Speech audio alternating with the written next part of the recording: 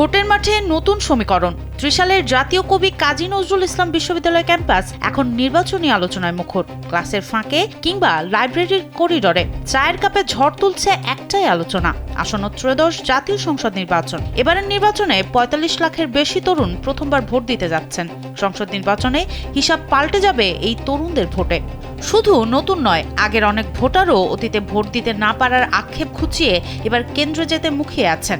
প্রথমবার নিজের পছন্দের প্রতিনিধি বেছে নেয়ার এই রোমাঞ্চ যেন বাদ মানছে না। নিজেদের ভোটেই বদল আসতে পারে রাষ্ট্রের গতিপথে। স্যান্ডেলিনা সো, রূপচর্চায় আভিজাত্য, এমন ভাবনাই তাদের আলোচনার কেন্দ্রবিন্দু।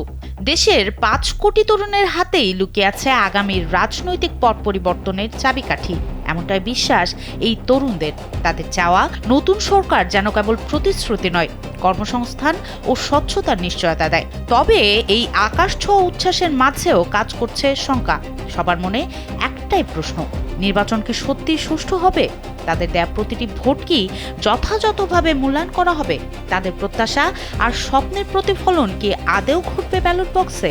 জল্পনা আর প্রত্যাশার এই দোলাচলে দাঁড়িয়েও তরুণ প্রজন্ম এখন এক নতুন ভোটের অপেক্ষায়। আমি এই প্রথম ভোটার হয়েছি, এই প্রথম ভোট দিব। জুলাই অভ্যুত্থান পরবর্তী সময়ে আমরা অনেক অন্যায় অবিচার দেখেছি, যেগুলো আমরা এখনো পর্যন্ত সুষ্ঠু বিচার ওইভাবে পাই নাই।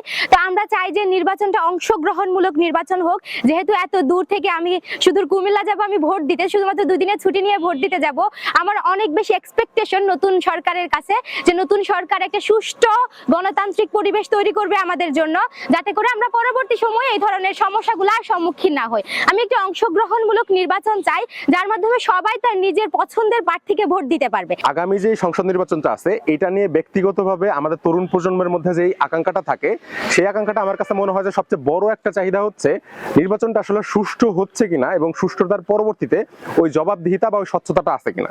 আওয়ামী লীগের সময় আপনারা কি দেখতে পারেন যে দিনের ভোট রাত্রে হয়ে গেছে, এই ধরনের অ্যালিগেশন আছে, বাট আপনি ওইভাবে প্রমাণ করে তাদের দল থেকে কিন্তু বলা হয় না যে তাদের ভোটটা আসলে অসুষ্ঠু হয়েছে। অর্থাৎ যেই দল ক্ষমতায় থাকতেছে বা যারা প্রশাসনে থাকতেছে, তারা কিন্তু প্রত্যেকবারই এইটাই দাবি করে যে আমাদের ভোট তো সুষ্ঠু হয়েছে। আওয়ামী লীগ কখনো এটা দাবি করবে না তাদের ভোটটা দিনের ভোট রাতে হয়েছে। যে ছাত্র সংসদ নির্বাচন হয়েছে, ওইখানে যে কারচুপি হয় নাই, ওইখানের প্রশাসন যে সবচেয়ে স্বচ্ছ ছিল, ওইখানের প্রশাসনকে জবাবদিহিতার আন্ডারে আনা হয়েছে, এই ধরনের কোনো গ্যারান্টি আপনি দিতে পারেন না। অর্থাৎ ব্যক্তিগতভাবে তরুণ প্রজন্মের কাছে আমার কাছে মনে হয় সবচেয়ে বড় আকাঙ্ক্ষাটা হচ্ছে নির্বাচনটা সুষ্ঠুভাবে হয়েছে, এইটার ভ্যালিডিটিটা পাওয়া। আশা করি একটা সুষ্ঠু নির্বাচনে এবং নির্বাচিত যে দলই আসুক না কেন, সেই দলটা যেন নিজেদের দলের চিন্তা না করে আগে জনগণের চিন্তা করে, জনগণের কি চায়, জনগণের কোথায় ভালো হবে এটা চিন্তা করে। কিন্তু দেখা যাচ্ছে যে দলই আসে আমাদের দেশের ক্ষমতায়, তারা হচ্ছে কিভাবে আত্মসাৎ করা যায় সম্পদ বা নিজেদের কিভাবে ভালো করা যায় ওইটাই দেখে, কিন্তু জনগণের চিন্তাটা খুব একটা করে না। As a girl and as a citizen আমাদের দেশে সেফটির নামটা মনে হয় ধীরে ধীরে ধূলিসাৎ হয়ে যাচ্ছে। আশা করি এইসব জিনিস যেন আমরা পাই। বাংলাদেশের যে আসন্ন নির্বাচন আছে, ত্রয়োদশ জাতীয় সংসদ নির্বাচন, সেই জায়গায় যদি আমি একজন নাগরিক হিসেবে আমার প্রত্যাশার কথা বলি, তবে প্রথমে বলবো যেন অন্তর্ভুক্তিমূলক এবং অংশগ্রহণমূলক একটি নির্বাচন হয়। কারণ বিগত যে নির্বাচনগুলো আমরা দেখেছি, আমাদের অভিজ্ঞতায় যে নাগরিকের ভোটাধিকার থাকলেও তার প্রয়োগের ক্ষেত্রে কিন্তু বাস্তবতা ভিন্ন ছিল। আমরা চাই যে এবছর যেন নির্বাচনে সে বাস্তবতা বদলে যায়, প্রত্যেকে যেন তাদের ভোটাধিকারটা আসলেই প্রয়োগ করতে পারে, তাদের যে সিভিক রাইটস গুলো আছে প্রত্যেকে যেন প্রপারলি এক্সারসাইজ করতে পারে, সেই জায়গাটা আমরা চাই। নির্বাচিত সরকারের ক্ষেত্রে আমাদের প্রত্যাশা থাকবে নির্বাচিত একটা সরকার আসলে যেন অন্তর্ভুক্তিমূলক একটা সরকার গঠন করা হয়। আমাদের গণতান্ত্রিক উপায়ে তো 51% হলেই হচ্ছে যে একটা মতামত নিয়ে নেওয়া হচ্ছে, কিন্তু 49% তো মতামতটা বাইরে যাচ্ছে।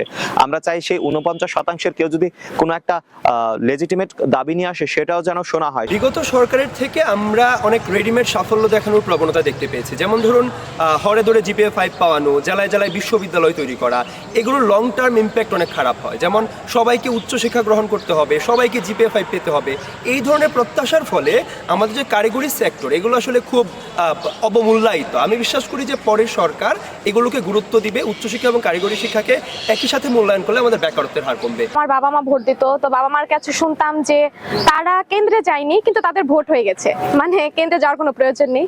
তো এটা আমার জীবনের দ্বিতীয় নির্বাচন, আমি দ্বিতীয়বারের মতো ভোট দিচ্ছি। আশা করছি আমার সাথে এমন কিছু হবে না, আমার ভোটটা আমিই দিব। জুলাই অভ্যুত্থান অভ্যুত্থান পরবর্তী বাংলাদেশে আসলে আমাদের মাঝে একটা নতুন প্রত্যাশা তৈরি হয়, এবং সেই প্রত্যাশাটা হচ্ছে যে নতুন যে বাংলাদেশ হবে, সেই বাংলাদেশ হবে আসলে অবশ্যই বৈষম্যহীন একটা বাংলাদেশ, এবং সাম্প্রদায়িক সম্প্রীতি এবং হচ্ছে যে রাজনৈতিক যে সহাবস্থানের একটি সংস্কৃতি তৈরি হবে। গতানুগতিক যে আসলে পলিটিক্যাল কালচার, সেখানে আসলে আমরা ফিরে যেতে চাই না।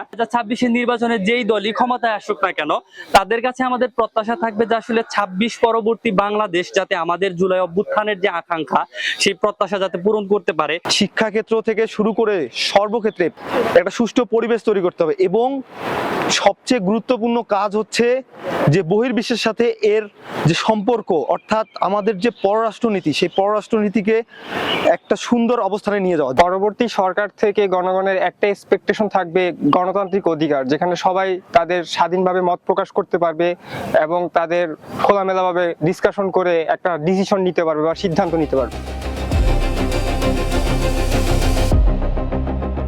সোনম সিদ্দিকী, কালবেলা।